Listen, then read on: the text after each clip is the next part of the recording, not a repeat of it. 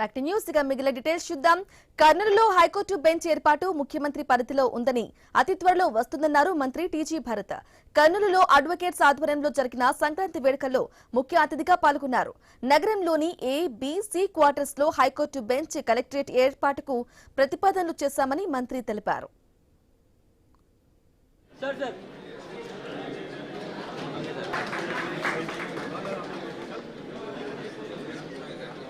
Ready sir.